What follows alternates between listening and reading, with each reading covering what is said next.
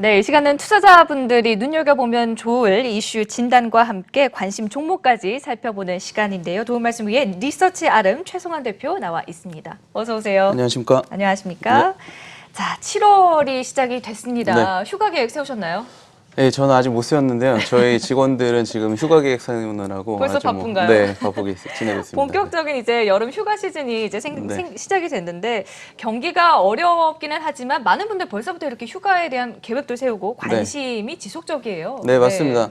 지금 뭐 한국관광공사에 따르면 지난해 같은 경우에 우리나라에서 해외로 출국한 출국자 수가 2,870만 명 정도가 된다고 하는데요.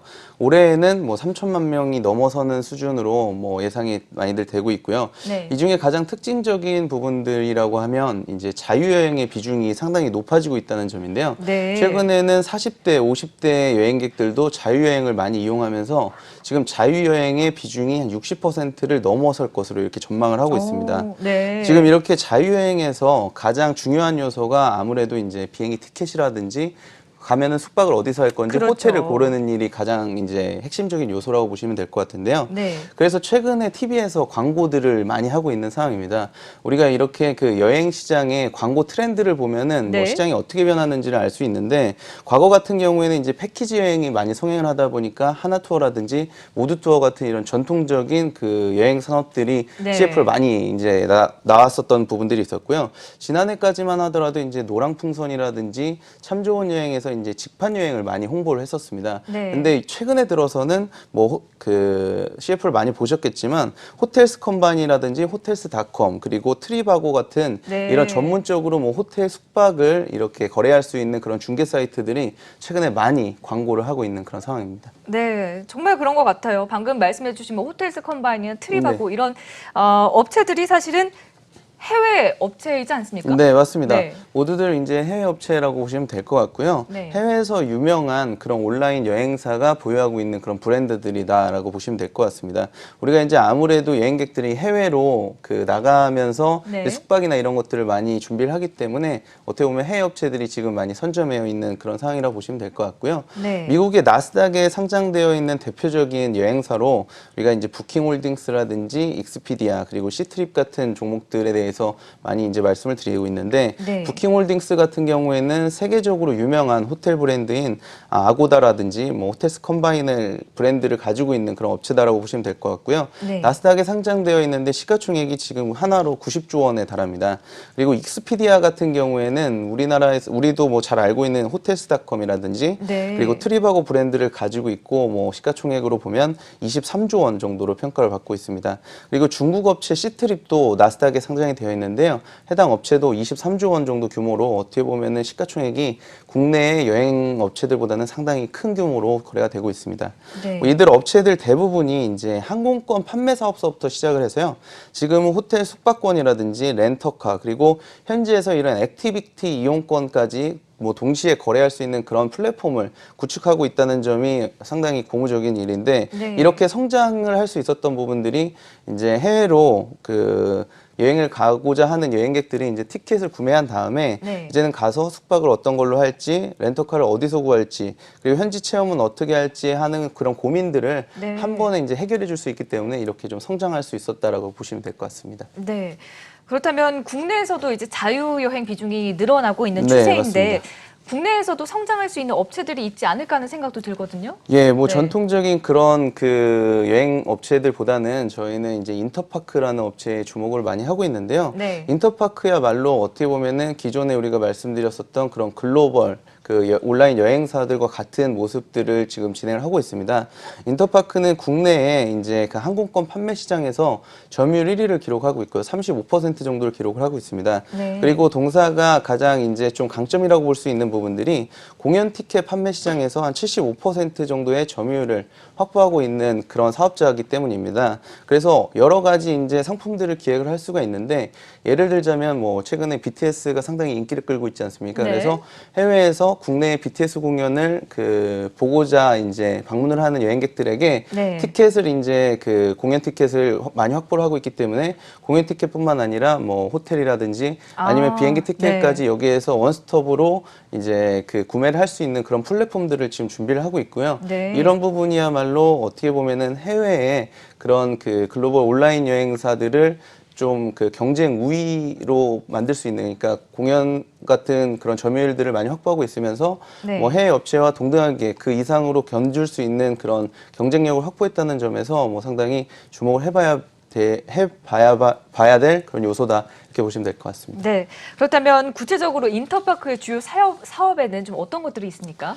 네, 인터파크 사업은 크게 뭐 4가지 정도로 구분해 볼 수가 있는데요. 네. 뭐 아까 이제 비행기 티켓이라든지 이런 호텔 숙박이라든지를 하고 있는 이제 투어 부분, 그리고 쇼핑 부분도 있고요. 그러니까 물건을 사고 팔고 하는 온라인 쇼핑 부분이 있고, 그리고 엔터테인먼트 앤 티켓이라고 해서 이제 공연 티켓을 판매하는 부분이 있고요. 마지막으로 이제 도서를 살 수 있는 그런 사이트들을 개설하고 있는데, 네. 이런 부분에서 이제 우리가 주목해야 될 부분이, 동사가 어떻게 보면은 이제 온라인 전자상거래 업체라고 보시면 될 것 같거든요. 네. 그렇기 때문에 이런 전자상거래 업체는 매출이 크게 2가지로 구분이 됩니다. 이제 도서 같은 부분에서는 이제 도서가 판매가 되면서 어떻게 보면은 이제 상품 매출이 좀 많이 발생되는 부분이 있고요.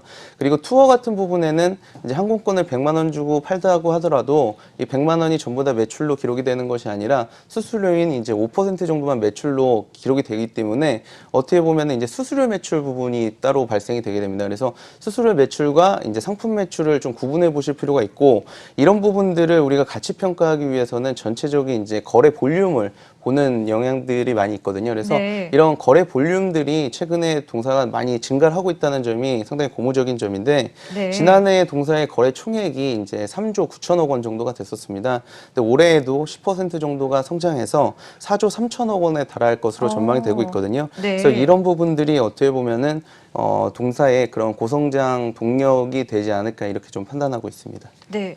올해 실적 역시나 1분기부터 상당히 개선되고 있더라고요. 네, 맞습니다. 네. 지금 동사의 1분기 실적이 뭐 지난해 1분기에는 적자를 기록을 했지만 올해에는 턴어라운드를 기록을 했거든요. 네. 이런 부분들이 이제 말씀드린 뭐 투어라든지 공연 부분에서 수익성이 상당히 확대가 되고 있고요. 그리고 도서나 쇼핑 부분에서는 적자를 기록했지만 뭐 시간이 갈수록 이제 수익이 많이 개선되고 있는 그런 구조로 변하고 있는 상황입니다. 네. 투어 부분 같은 경우에는 수수료율이 높은 뭐 호텔 숙박권 등의 비중이 상당히 높아지고 있다는 점이 고무적인 점이고요. 그리고 어떻게 보면은 이런 부분들이 뭐 자유여행 시장이 많이 확대가 되면서 뭐 추가적으로 더 증가할 수 있는 부분으로 작용하고 있습니다. 네. 그리고 공연 부분 같은 경우에는 뭐 우리가 문화생활이 많아지고 있지 않습니까? 네. 그래서 이런 부분들 때문에 동사의 공연 부분의 거래 총액이 지금 지난해 대비해서 2017년도 대비해서 18.6%가량 급증한 모습을 보여줬거든요. 그렇기 때문에 공연 부분도 앞으로 좀 지속적으로 성장할 수 있는 부분이다라고 말씀드릴 수 있겠습니다. 네. 도서 부분 같은 경우에는 마케팅 비용을 상당히 계속적으로 줄이고 있고요. 쇼핑 부분도 뭐 BEP 수준에서 계속 유지가 되고 있기 때문에 네. 어떻게 보면은 이쪽 적자 부분도 갈수록 수익성 개선이 기대되는 그런 부분입니다. 그래서 전반적으로 뭐 전체적인 사업 구조가 이제 앞으로는 비용을 줄이고 뭐 수익을 개선되고 있는 방향으로 가고 있기 때문에 뭐 올해서부터는 실적이 많이 좀 좋아질 수 있는 그런 환경에 있다라고 보시면 될 것 같습니다. 그렇군요. 그런데 인터파크 주가를 보면 2014년 상장 이후에는 계속 빠지고 있는 흐름인데 좀 괜찮을까요? 어떻게 보십니까? 네, 지금 그 부분이 가장 중요한 점이라고 보시면 될 것 같은데요. 네. 인터파크가 2014년도 상장 이후에 주가가 좀 계속 빠지고 있는 상황이라서 어떻게 보면 지금 PBR 기준으로 1배 수준까지 떨어져 있는 그런 상황입니다. 뭐 어떻게 보면은 동사의 실적이 계속 좀 불확실성을 보여주고 있으면서 이렇게 주가가 많이 하락했다고 보여지는데요. 네. 2016년도 동사의 영업이익이 93억 원을 기록을 했습니다. 2017년도에는 165억 원을 기록하면서 다시 좀 성장 추세에 진입하는 것이 아니냐 하는 그런 느낌들이 있었거든요. 그렇지만 네.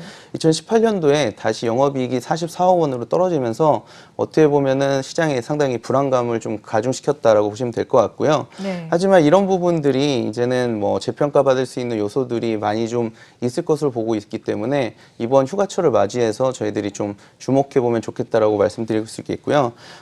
저희들이 지금 인터파크에 대해서 재평가할 수 있는 그런 요인들을 크게 3가지로 구분해 보고 있는데, 있는데 네. 첫 번째로는 이 동사가 우리나라에 3,300만 명의 회원들을 보유한 이커머스 업체라는 점인데 이런 부분만 하더라도 지금의 시가총액이 2천억 원이 안 된다는 것은 어떻게 보면 상당히 저평가되어 있다라고 보시면 될 것 같습니다. 네. 두 번째로는 지금 그 해외의 온라인 사이트와 같은 이런 그 공연이라든지 비행기 티켓 그리고 숙박 같은 그런 상품들을 뭐 한 번에 원스톱으로 처리할 수 있는 플랫폼 런칭을 지금 준비를 하고 있기 때문에 이런 부분들도 하반기에 투자 포인트로 적용할 수 있을 것 같고요. 마지막으로 이 그 공연과 투어를 접목한 그런 상품들도 최근에 이제 출시 예정이 있기 때문에 어떻게 보면 이런 부분들이 동사의 실적 개선에 상당한 긍정적인 요인으로 작용할 수 있을 것 같습니다. 그렇군요. 자, 하반기 여름 휴가 시즌을 맞아서 또 여행 관련주 함께 살펴봤고요. 여기에 인터파크까지 또 관심 종목으로 살펴봤습니다. 트렌드로 읽는 투자, 지금까지 최성환 대표와 함께했습니다. 오늘 말씀 고맙습니다. 감사합니다.